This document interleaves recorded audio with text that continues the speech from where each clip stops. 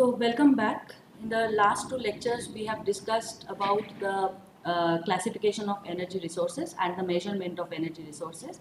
As I have mentioned that in the first week, we are going to discuss about energy as an economic resource. And now we come to the fourth lecture where we are going to talk about energy accounting. So as we can see that we have already discussed about classification and measurement, and today we are going to focus on accounting. Let us first understand what do we mean by energy accounting. So energy accounting is basically a framework in order to summarize the energy flow from supply sources to the end users. So note this point, the flow from energy supply sources to the end users.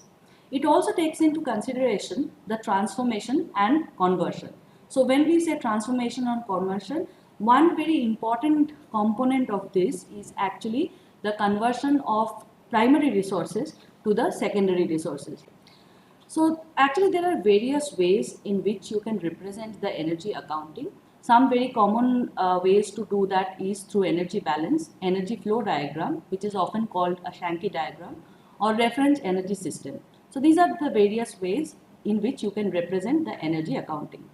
In today's lecture, we are going to focus on energy balance. If you are interested, you can actually refer to any textbook, which will also give you an idea about the other ways of representation.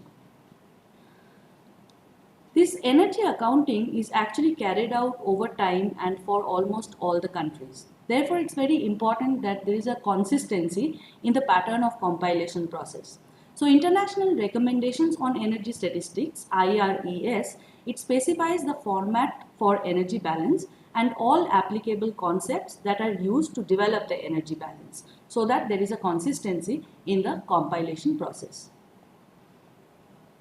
It's actually represented in a tabular form, and in the table, the columns of this energy balance represent different types of energy or different types of fuel, you can say, while the rows represent the different types of production, transformation and consumption activities.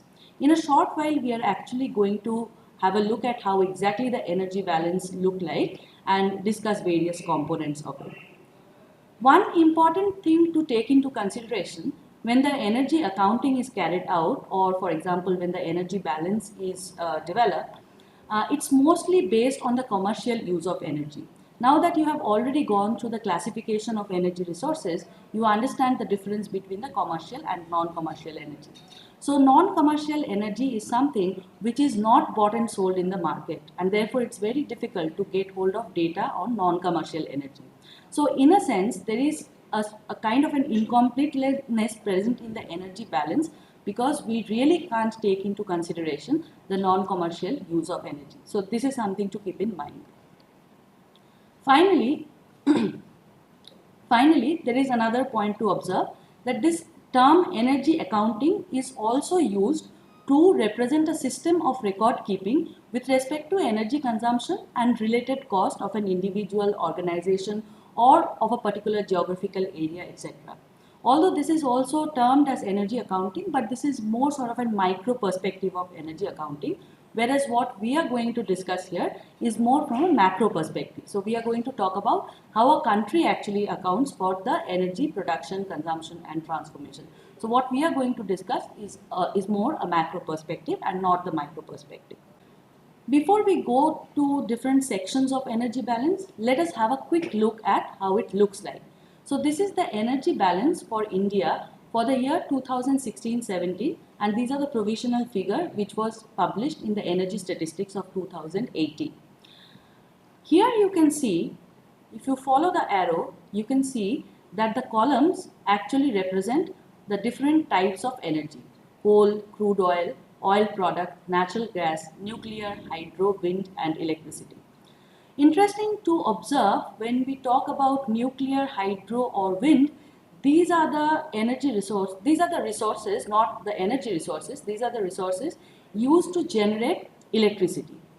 However, coal, crude oil, oil product, these are actually used in its exact form. So these are different, the columns do represent the different types of energy or different types of fuel. If you look at the rows has different entries. So it starts from production, and then somewhere down the line you have total primary energy supply, then you have something called a statistical difference, then you have activity producer electricity plants. If you go farther down, you will see, for example, here you see that you have figures for final consumption arising out of industrial sector and several other sectors and so on. So we are going to take a look at different parts of energy balance in order to understand it with more clarity. Basically, there are three building blocks of energy balance. Before we go into the detailed parts of energy balance, let us have an understanding about what is the difference between energy balance and energy commodity balance. So when you look at energy statistics or energy accounting, you will find these two terms. They are different in a sense, but they are more or less the similar in other ways. So many of the features are similar. Let us have a quick look at it. So this is how the energy commodity balance looked like. If you look here, you see that this is only a part of the energy balance, commodity balance table. This does not represent the full table. This is only a part of it. If you look at it, you will see that under supply, we have different kinds of fuel: coal, lignite, LPG, so on, petrol, motor spirit, other petroleum products, and so on. After that, we have natural gas. After that, we have electricity.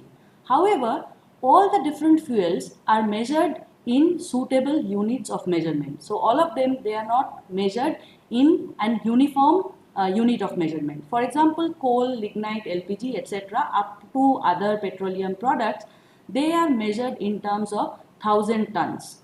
So when you look at this figure, this particular figure, it says that the domestic production of coal in the year 2016-17 provisionally in India was 6,62,792,000 tons of coal. When you look at petrol or motor spirit and you look at this figure, it actually means that in the same year, the production, that is the domestic production of petrol or motor spirit, was actually 36,593,000 tons. So up to other petroleum product, all the figures, they are measured in 1000 tons. If you go beyond that, if you look at the natural gas is no longer measured in terms of 1000 tons. The unit of measurement for natural gas is in terms of cubic meter. If you go to electricity, this is measured in terms of gigawatt hour. As a result, you see that different energy commodities are being represented or are being accounted for through different units of measurement. What is the result of that? The result is that you do not see any column which says total towards the end, because it's impossible to add 1000 tons of coal with X gigawatt hour of electricity. This is not possible, and therefore you don't have any column which gives you the total production of energy. However, it has its own usefulness because you have an understanding what is the amount of energy commodity being produced, being consumed, or being transformed. We already had a look at the energy balance table. So this is a snapshot taken from the energy balance table of 2016-17 provisional years for India. And this again only talks about the supply section. This is not the entire energy balance table. This is only a part of it. Here, unlike energy commodity balance, what you can see is that everything, all the energy are actually measured in terms of KTOE, which is kiloton of oil equivalent. So if you look at this figure, it says that in the year 2016-17, with the provisional figures, India produced 3,94,720, almost 725 kiloton of oil equivalent of coal. So since everything is measured in terms of kiloton of oil equivalent of coal, therefore here you have a column which says total. So you can add all the energy measured in kiloton of oil equivalent. This kind of table is actually very useful if you want to answer the questions like what is the proportion of coal in the total energy production in India. Then you know that you have to express 3,94,724.94 as a percentage of 4,84,064. Had it been the energy commodity balance, you would not have been able to answer this particular question. So both energy balance and energy commodity balance are useful, but they have their own different uses. Let us now move on to the presentation of energy data using energy balance. So throughout the lecture, we'll talk about the energy balance, but you can consider that the way in which the data is actually entered in the energy commodity balance, they are pretty much similar as the energy balance. So our focus will remain on energy balance and not on energy commodity balance. As I have mentioned, that we have different sectors or different blocks that are present in the energy balance table. So we come back to the same table for 2016-17. The first thing that you have to notice is this part. This represents the supply.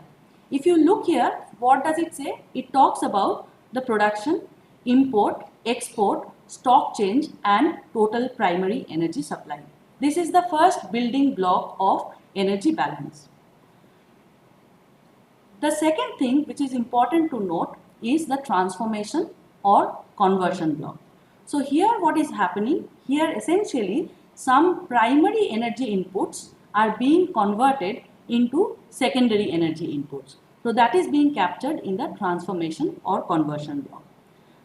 A large chunk actually represents the demand, and later you will see that it does not only represent the aggregate demand of several sectors, but it also gives the disaggregate demand pattern from several sectors, which actually give you very important policy implications.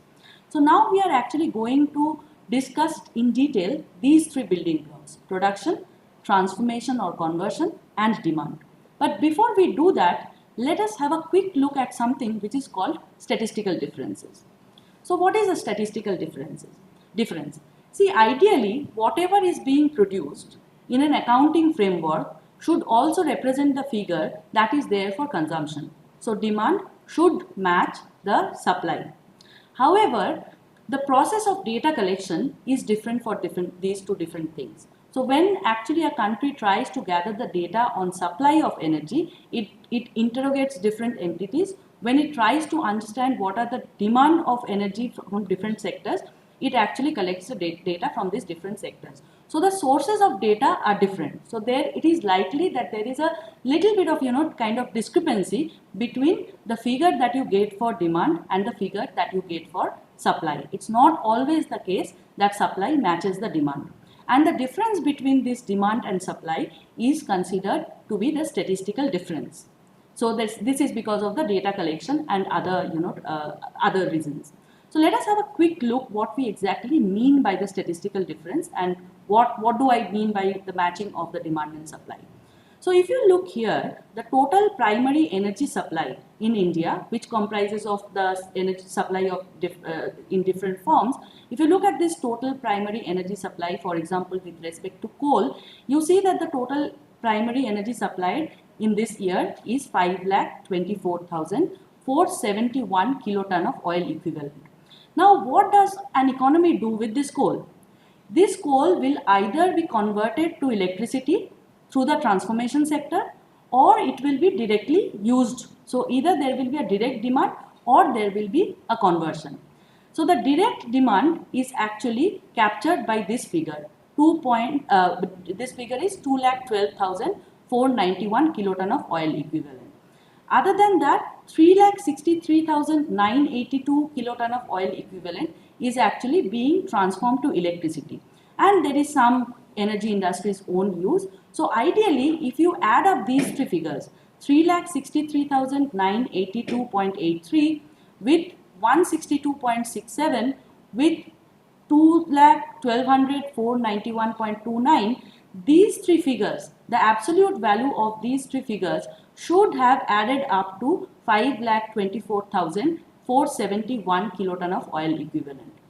But if you add them up, you will see that there is a discrepancy of the amount 52,170 kiloton of oil equivalent.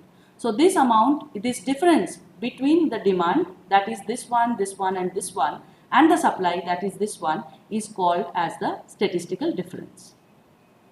And when a country progresses, you will see that in case of developing countries, the statistical difference is always higher as compared to the developed countries. So as your accounting framework develops, the process of your data collection becomes more and more sophisticated, you tend to reduce the statistical difference. And if you actually look at the energy balance table that India publishes, one of the objectives that is stated in the document is to reduce the statistical difference over the years. So a low value of statistical difference is actually a representation of the precision of the data collection and the precision of the framework. Now let us move to different building blocks of energy balance. As we have said, there are three building blocks. One is supply, the second is conversion and transformation, and the third one is energy demand. Let us now begin with supply. What are the entities that go into the supply block? See, anything that increases the supply of energy will actually enter with a plus sign in the table, and anything which reduces the supply will enter with a minus sign in the table. Now let us have a look what are the different components of supply. There are four major components. We have already discussed that the framework is more or less uniform across the countries, and in that common framework you will see that there are four major components under supply. What are they? The first one is domestic production. What is domestic production? This is the domestically produced primary and marketable quantities of energy. I would like you to look at two very important phrases. One is primary and the second is marketable. So we have already discussed in the lecture on classification what is the difference between primary energy and secondary energy. So in case of supply, the domestic production only talks about primary energy.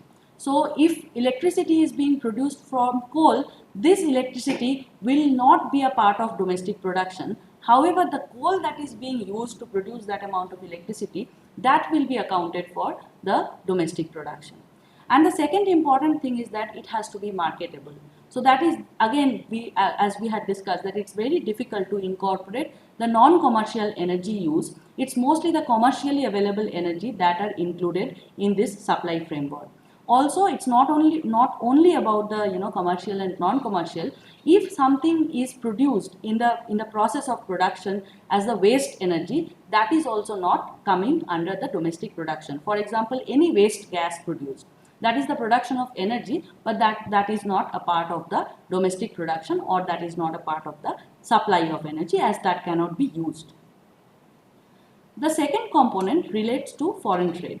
So this is actually a net effect of export and import. So what is export of energy? In case of export of energy, the country under consideration is actually selling some primary energy to other countries. So if a country is selling energy to other countries, then it's actually taking out of the pool of the supply. So any figure under export will actually come with a negative sign in the energy balance table, because as the export increases, the supply decreases.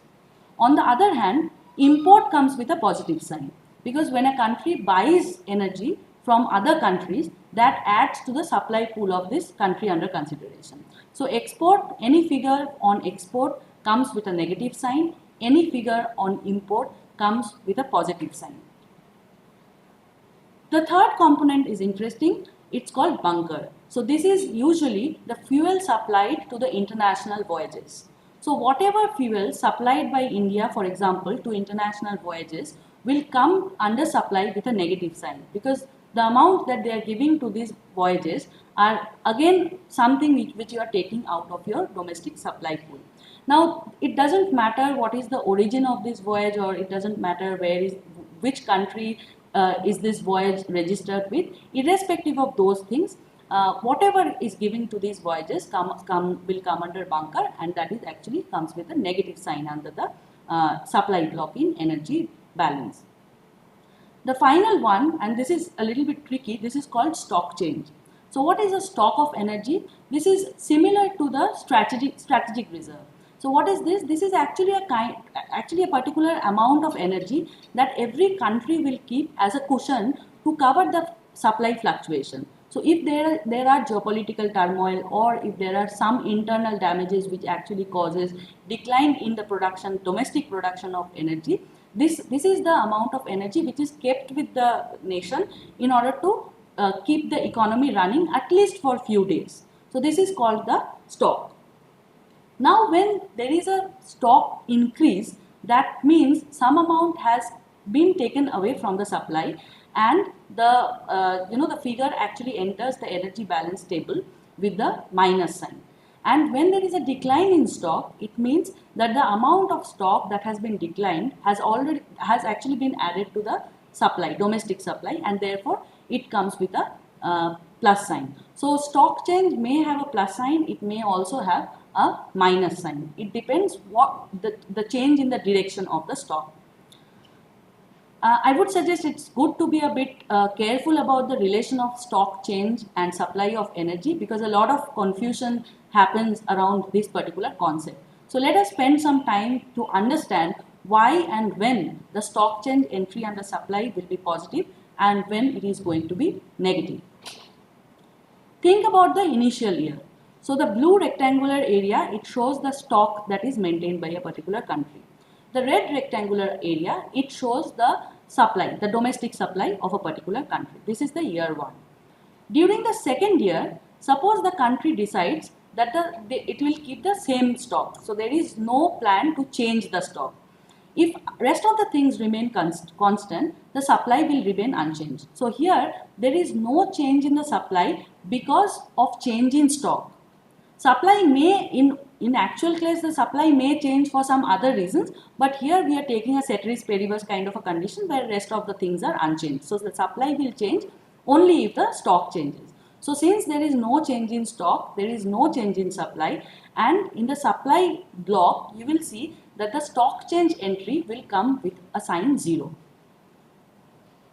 During the third year, suppose the country decide that it's going to increase its stock by the amount of X. Now where will this X amount of stock come from? This additional amount of stock, where will it come from? It will essentially come by the way of reducing the supply. So the X amount of energy is taken out of the domestic supply pool and added to stock. So as a result, there will be a decline in energy supply. So when there is an increase in stock, I repeat, when there is an increase in stock, then the entry in the supply block will come with a negative sign because the supply declines. Once again, when there is an increase in stock, the entry in the supply block will come with a negative sign because there is a decline in supply. We look at the second scenario. What happens if there is a decline in the stock? So the first 2 years are pretty much same as the previous scenario, but during the third year, the country actually decides to reduce the stock by the amount of Y. Now once it reduces the stock by the amount of Y, if you think about the accounting, where will this Y amount of fuel go to, or why will this Y amount of energy will go to? It will come out of the stock and it will be added to your supply. So your supply increases. Therefore, when there is a decline in the stock, the supply increases, and therefore the entry that you see under stock in the supply block comes with a positive sign. So once again, when the stock declines, the supply increases, and therefore the entry in the supply block under stock change will come with a positive sign. If this part is clear, let us have a quick look at how the supply block look like. It looks like this. So this is from the same energy balance table, the provisional 2016-17 table that we have been discussing so far. Here you will see that the supply has production. So it means that the domestic production of coal in India was 3,94,724.94 kiloton of oil equivalent. The domestic production of crude oil was this. The domestic production of natural gas was this. Under nuclear, hydro and wind, the figures that you see, this is actually the electricity produced from nuclear, hydro and wind domestically. Now this again we had discussed when we discussed about the classification of energy, that when you are actually using these kind of resources to produce electricity, that is the primary form of electricity. You remember the discussion that we had that the electricity can be both primary and secondary. Because behind these production processes, there are no other energy involved. These are the primary forms of electricity produced. However, in this table, they are not added up to show as electricity. right? You can see the blank under oil product as well. So under production, there are two blanks. One is for oil product and the other is for electricity. Why? Because these are the two energy sources which are the secondary energy sources. And you remember we said that under supply, whatever we talk about is only the primary sources of energy and not the secondary sources. If you look at the imports, all the entries do have a plus sign. So there is an interesting observation. You can see that most of the oil that India uses comes from import. A very low proportion is domestically produced. So all the imports, they do have positive sign. If you look at the export has negative signs. We export a little bit of coal. And although we import a lot of crude oil, you see that we also export a lot of oil product. So crude oil is exported, it goes to the oil refineries, certain oil products are produced, and then we export some amount of oil product. Here you can see that the stock change entry is positive.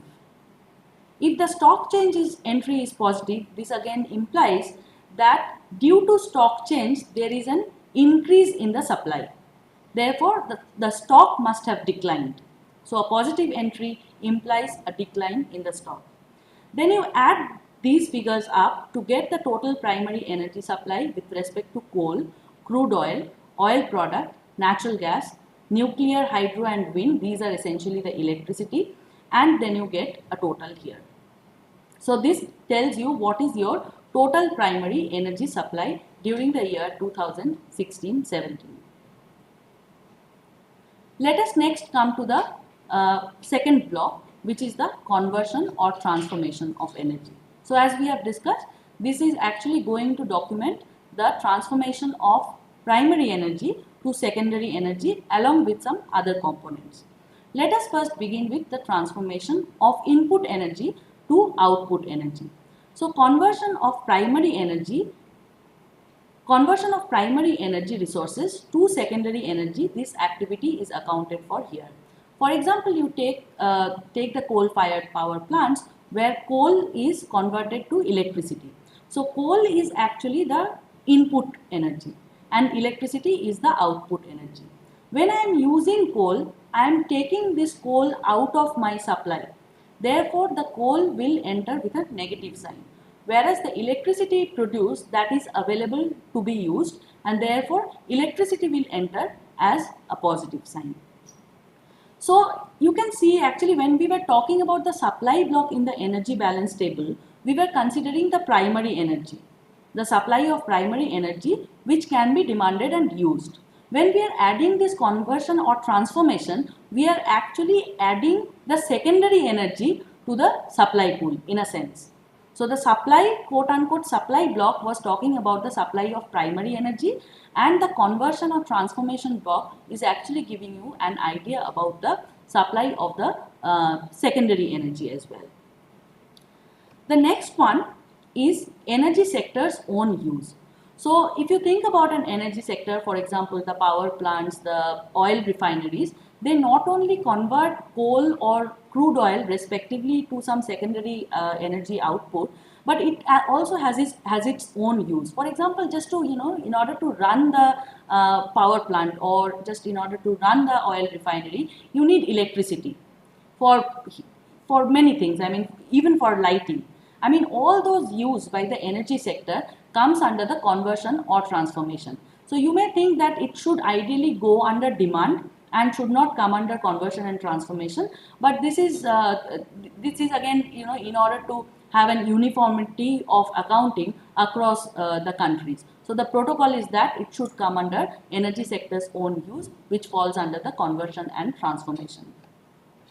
The final component, the final important component I would say, is the transmission and distribution losses. So this is the transmission and distribution loss that takes place during the conversion of a primary energy to secondary energy. These are more technical losses. These are occurring during electricity transmission and distribution or gas transportation or distribution, etc. However, there can be non-technical losses as well. If you think about the pilferage of electricity, that is quite well known in India, that is kind of a loss, but that's sort of a non-technical loss. However, this non-technical loss is also documented under conversion or transformation. So not in every aspect you will see that under this block a primary energy is being converted to a secondary energy, but there are other components which are actually parts of the this block of conversion and transformation. Let us have a quick look how we read the table, the part of the energy table when we talk about the conversion and transformation. Let us start from here. Think about the figure minus 2,50,759 kiloton of oil equivalent. And we also have to consider the natural gas of the amount 4,943.66 kiloton of oil equivalent. So this amount of crude oil and natural gas, they are going to the oil refineries, and the oil refineries are producing 2,48,741.88 kiloton of oil product. So basically what is happening, the energy mentioned in the corresponding column, that is here the crude oil and natural gas, they are being transformed through a process which is taking place in this particular row, in the corresponding row. So crude oil and so if you think about this figure and this figure, it means crude oil and natural gas respectively, they are going to oil refineries, and the oil refinery is producing this amount of oil product. So this is how you read the conversion or transformation part of the energy balance table.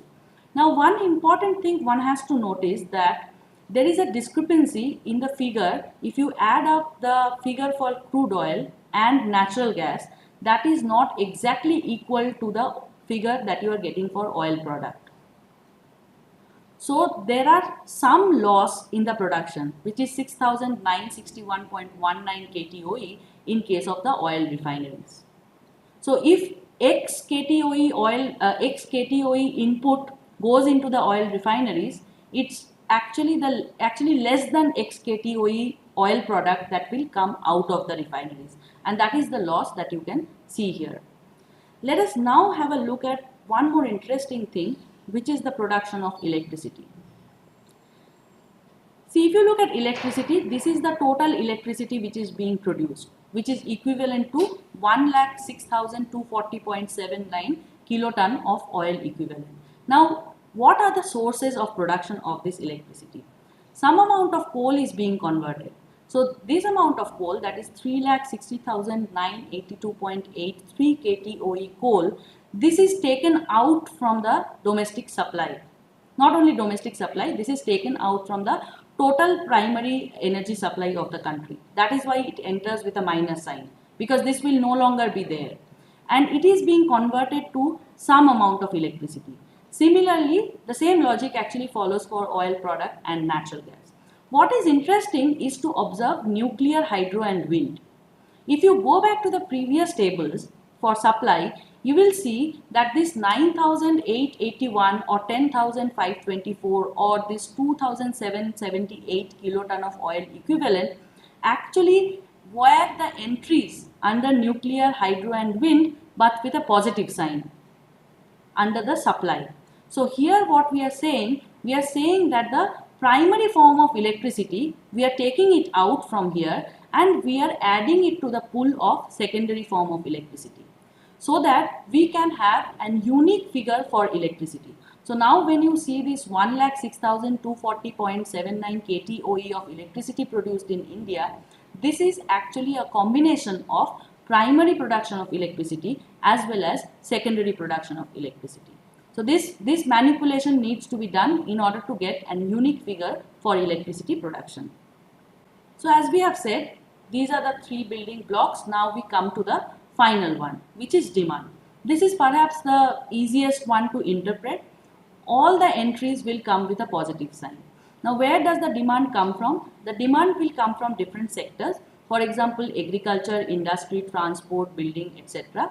And not only these sectoral demands are provided in the table, in the energy balance, you also get to see what are the disaggregate energy demand. So not only industry, but under industry, you will be able to see what is the demand coming from the iron and steel industry, what is the demand that is come from the chemical industry, what is the demand coming from the cement industry, so on. And this actually gives you a very rich data, because you try to understand what are the most energy consuming sectors in a country. And therefore, if you want to formulate sort of energy policy and you want to target the most energy consuming sectors, this is one of the most important ways to figure that out. This is a rich source of data with this respect. Let us have a quick look at how the demand sector looks like in the energy balance, in the energy balance. You will see, as I said, that it gives you both aggregate as well as disaggregate data. So the rows which have the darker shade of blue, this actually gives you the number for aggregate energy demand. So the final consumption that is represented in the second row just after the heading, this 2,12,491 KTOE for coal and so on, this actually tells you what is the total final consumption demand coming from the economy. Now, in order to reach at this number or at this number, you have to add up the corresponding elements that are appearing in the same column, with the darker shades of blue. So this 2,12,491 kiloton of oil equivalent of coal is the total demand for coal of the economy, and that is coming from industry sector only because the other entries are zero. If you look at 2,09,638 kiloton of oil equivalent of oil products, the demand is actually coming from several sectors. So the industry demand is little more than 62,000. You see the transport sector will demand a little more than 37,000. The demand for other sectors will be a little more than 1 lakh, and there is something called a non-energy use, which we'll just discuss in the future slides, which is a little more than 8,000. You add up these four figures and what you get is this 2,09,638 kiloton of oil equivalent. Similar is the case for natural gas or in the case of electricity. Now, if you look under each of these aggregate sectors, for example, let us take industry. What is the composition of the demand which adds up to 2,12,491 kiloton of oil equivalent? Out of this, over 40,000 kiloton of oil equivalent demand for coal is actually coming from iron and steel industry. A little over 2,000 kiloton of oil equivalent demand for coal is coming from chemical and petroleum industry. More than 4,000 kiloton of oil equivalent demand is coming from the construction industry. So if you look at this particular figure, you can see what are the particular industries having the highest demand for coal. Similarly, if you look at the column represented by oil product, you can see which are the sectors with highest demand for oil, demand for natural gas, or the demand for electricity. And if you look at the column which gives you the total, it tells you what is the total demand of energy, total energy demand of industry sector. So 3,12,185 kiloton of oil equivalent is the total energy demand for industry, which comprises of coal demand, demand for oil product, demand for natural gas, and demand for electricity as well. Similarly, if you look at this figure, 45,638, this is an add up of the all kind of energy demand by the transport sector. There is zero under coal because that kind of railway is gone now. You have the demand for oil product, you have the demand for natural gas, and you then have the demand for electricity. So this is how you read the demand segment of the energy balance table. There are few interesting things to observe. If you look at the demand for coal, you will see that the demand for coal is coming only from the industrial sector. None of the other sectors do have any demand for coal. But if you are aware of, then many of the rural households in India do actually use coal for cooking and other household activities. However, if you look at the residential sector here, you see there is no entry here. It's a blank. Why is it so? Although we know that in the residential sector, there are some use of coal. The reason being, most of this kind of coal use or most of the use of the traditional fuel, they are non-commercial in nature. And therefore, they cannot be accounted for when you are developing the energy balance table. So although there might be some uses, but that cannot be accounted from in this particular framework. So this is one important thing to notice. The second one is that you will see that other than the industry sector, transport, other and non-use energy, all of them, they actually have demand for electricity. When they have demand for electricity, indirectly they are consuming the primary energies which are used to produce the electricity. So when you see the demand for electricity, in most of the cases, this is considered as the secondary demand for secondary energy resources, and at the back of it, there is a primary demand. So transport sector, for example, you can say that the transport sector, there is no direct demand for coal by the transport sector. However, transport sector has an indirect demand for coal because the electricity that they are using, a part of it is actually coming from coal. So this gives you an idea about the direct demand for energy and the indirect demand for energy.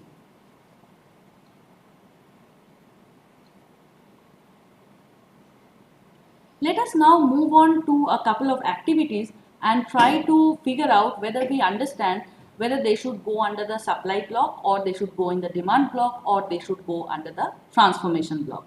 So what are these 13 options?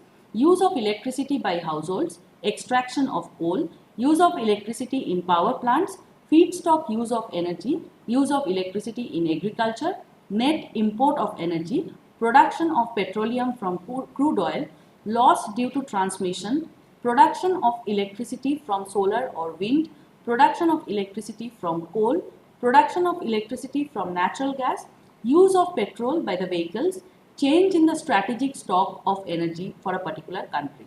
Let us first try to understand what are the components that will go under the supply head.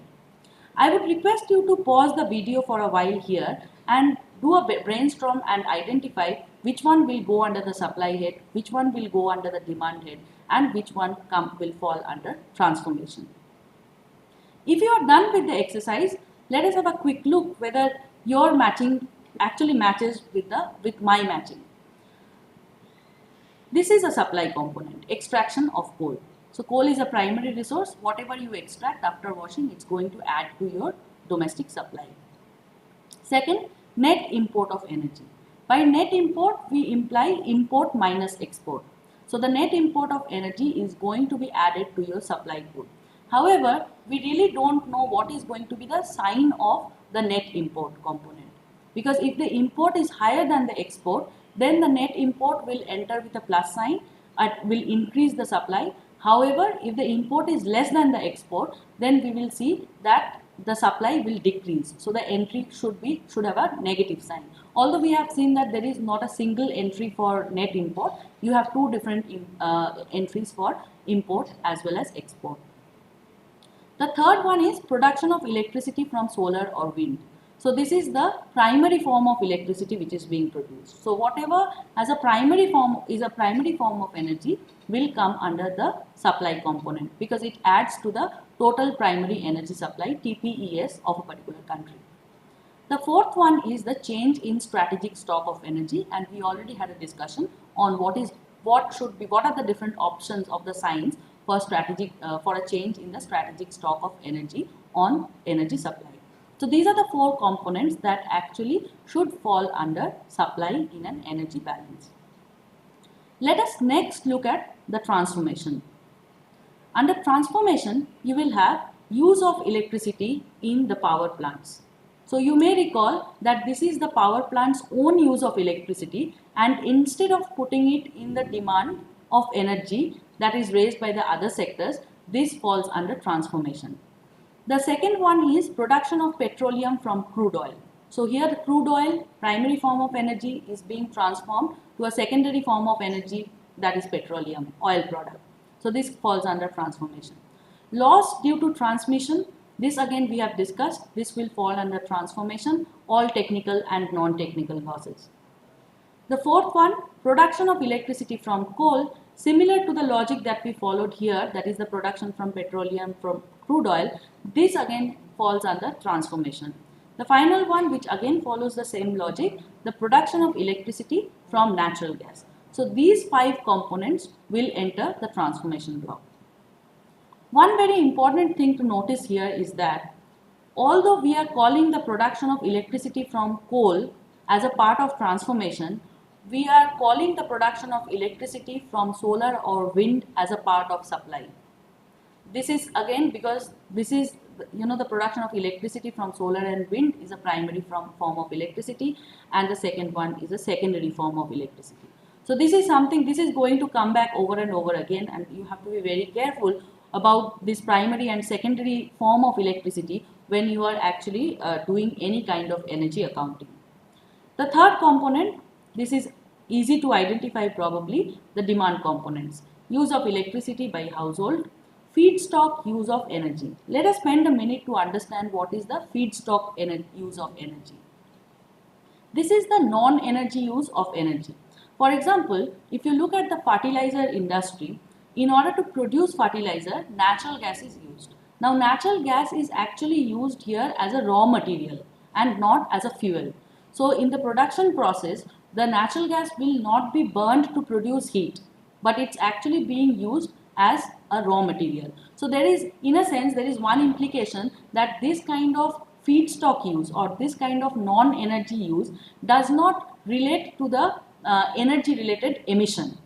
This is something we'll discuss later. I mean, also in case of classification, we discussed that you can actually, put different types of fuel in the scale of high emitting to low emitting variety. But when we talk about the feedstock use of energy, we do not enter into a discussion of emission. So here it's used as a raw material. But because this is a demand for energy, this falls under the demand head. The third one is use of electricity in agriculture. This is pretty straightforward. And then we have use of petrol by vehicles. So this is how we can identify what are the components that should go under supply, what are the components that should go under demand, and what are the components that should go under transformation. Before we end, let us have quick discussion on few very important things. One is the accounting of traditional energy. As we have discussed and we have seen that when you look at the demand block of the energy balance table, you will see the entry for coal and other sort of biomass based fuel, although that is not there in the demand sector. That is zero for the residential sector. But if you look at this data is actually derived from the National Sample Survey data for India for the year 2004-05 and the year 2011-12. And if you look at the left blocks, this blue part actually represents the percentage of rural households, that use firewood, chips or coal or dung cake as their primary source of energy for cooking. Now, a large chunk of these 84% and 78%, I am sure, is non-commercial in nature. So, they are not being bought and sold in the market. The household actually derives this kind of fuel, extracts this kind of fuel maybe from a forest or from other household uses or from animal residues and so on. Therefore, a large part of fuel or energy that is being used by households in the domestic sector will not be reflected in the energy balance table. So this is one of the major challenges that you face when you are trying to derive an energy balance table. And this is more prominent if you are thinking about the developing countries. So this non-inclusion of traditional energy, because they are non-commercial in nature, is actually leading to a situation where you are not only understating the supply, but you are also understating the demand. So the total supply or total demand of energy that is reflected in the energy balance table is actually probably less than what is actually being supplied and actually being demanded. So higher the percentage of, higher the amount of use of this kind of traditional energy, this underestimation will be higher in case of energy balance. So this is one thing one has to be very careful about. So when you represent the energy balance, you better also state what is the use of traditional fuel in the particular economy. This is one point to be noted. Next, we try to understand why do we want to come up with such a kind of tedious job of coming up with a energy balance table, because that's quite complicated. You have to collect a lot of data from various sources. But energy balance tables are really, really useful. it gives you sort of a very comprehensive overview of the energy profile of a country. You can understand what are the sources of supply of both primary and secondary sources of energy. You also understand what is the profile for demand. And you also get an idea about some very important energy indicators. For example, total primary energy supply, which is often stated with respect to a country very frequently whenever we are talking about energy supply, and total final energy consumption. It can be in terms of energy, or it can also be in terms of energy commodity. Not only these indicators, there are several strategic indicators that can be derived from the energy balance table, which actually relates to energy security, energy market, energy share, emission, etc. These are important for policy making. In the next slide, we'll have a quick look at what exactly these indicators mean. The third point is that we are often eager to compare the energy consumption pattern of one particular country, not only consumption but energy production and consumption pattern of a particular country, with the energy consumption and production pattern of a different country. You may have come across the comparison of energy consumption and energy production between the developing and developed countries. So these things can be done based on energy balance. Not only inter-country comparison is possible, because nowadays all the countries, most of the countries are actually maintaining their energy balance for all the years. You can trace the change in the production and consumption of energy or the energy profile of a country over a period of time. So inter-country comparison is possible, intertemporal comparison is also possible. If you have data on energy balance, if you have reliable data on energy balance, because you remember, if the statistical difference is too high in case of energy balance, then it somehow loses its reliability.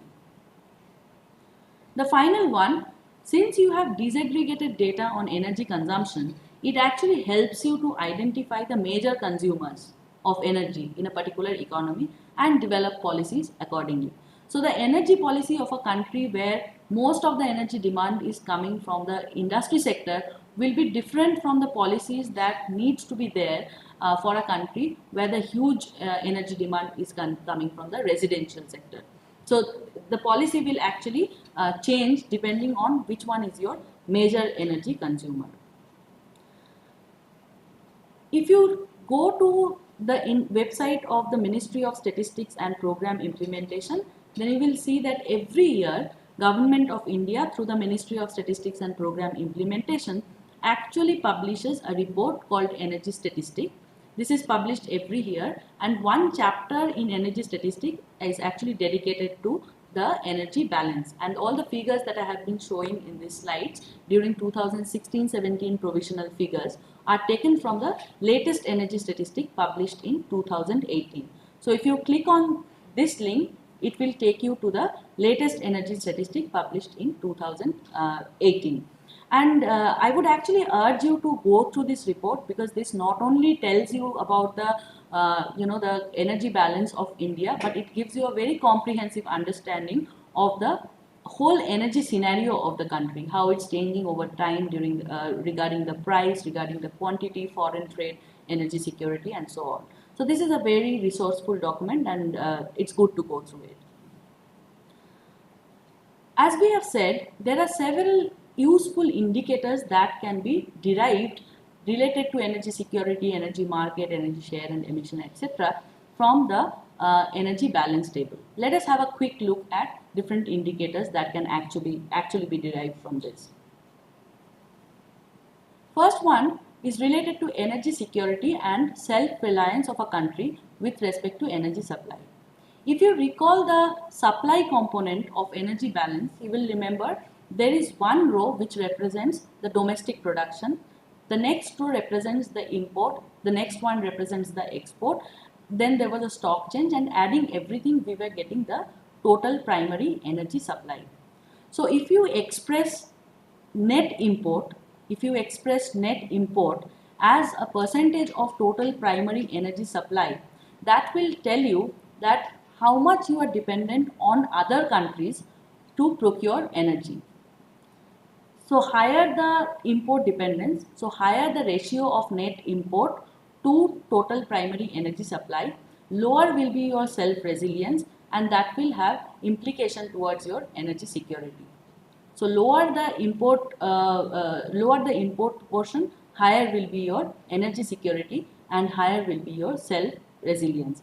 Now this kind of indicator you can derive for each of the energy. So you can derive the self reliance or import dependency with respect to oil, coal, natural gas and so on. You can also derive it for the aggregate industry. Overall, what is the import proportion of net import? The second one, the share of renewable energy in total electricity supply in the country. This is particularly relevant in the context of India because in the context of climate change debate, India has been arguing that one of the main thrust area will be to increase the renewable energy share in the electricity production.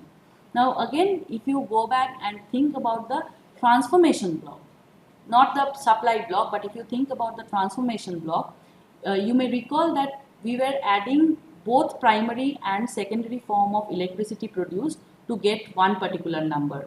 And from that number, you can figure out what proportion is actually coming from the renewable and what proportion is not coming from renewable, that is coming from the non-renewable sources. So this is one more interesting indicator. The third one is efficiency of electricity production and transmission. This again takes you back to the transformation or conservation or conversion block. You remember that there was entry with a negative sign for coal, X amount of coal, which was producing Y amount of electricity. So if the less amount of coal is required to produce same amount of electricity, that shows that the efficiency of electricity production is going up. Similarly, if you see a lower figure for the loss under transmission, the technical and non-technical loss, then you know your system of delivery has become more and more efficient. The fourth one is direct plus indirect consumption of different fuel by a particular industry. So this has implication for direct and indirect use of energy and also direct and indirect use, indirect emission of different greenhouse gases. So this is useful when you are actually trying to derive some indicator to do some analysis of climate change mitigation. This is one important point to note, the statistical difference and the accuracy of the measurement. As I have already said, you will see that more robust and more efficient your system of data collection is, the statistical difference will go down eventually. That is why for the developing countries, you see the statistical difference is a little higher than what you see in the context of the statistical difference in the developed countries.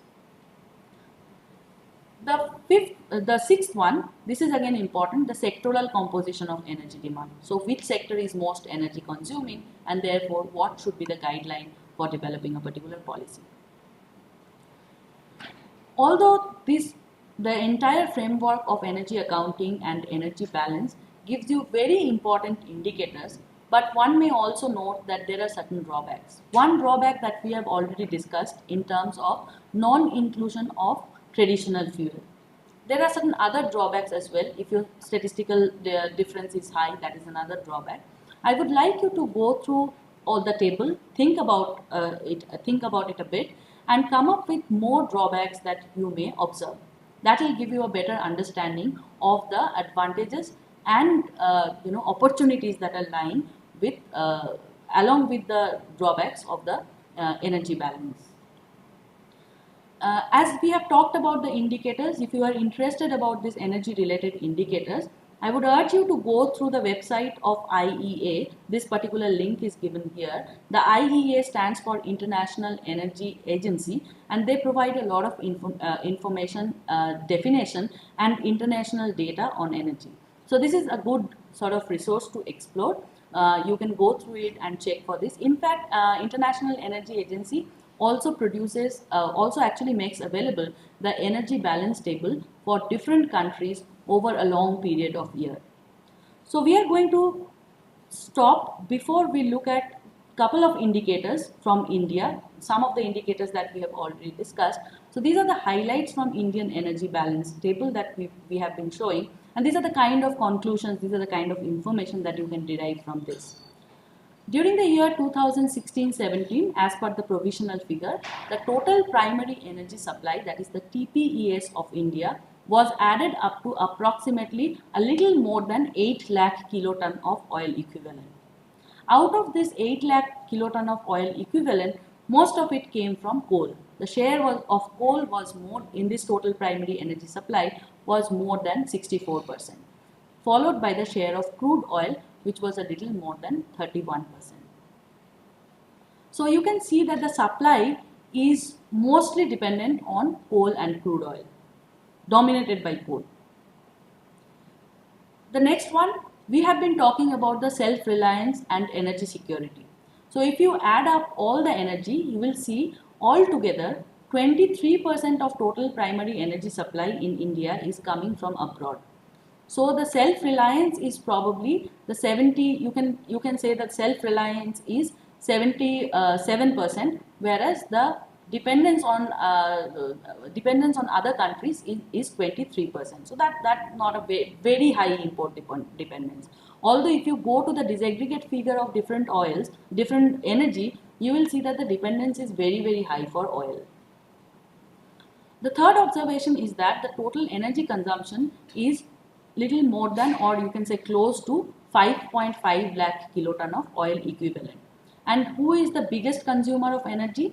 The industrial sector is the biggest consumer of energy, and the demand for industrial sector is more than 57% of total energy demand in India.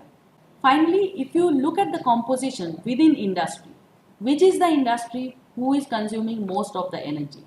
You will see the most energy consuming industry is the iron and steel industry, which is followed by the chemical, petroleum and construction industry. So these are very important observations that you can derive from the energy balance table. If you go through the indicators from the IEA and if you try to figure out the indicator values based on those definitions from India's energy balance table, I am sure you will definitely find some very interesting observations. We are going to stop here. I'll meet you during the lecture 5. Thank you.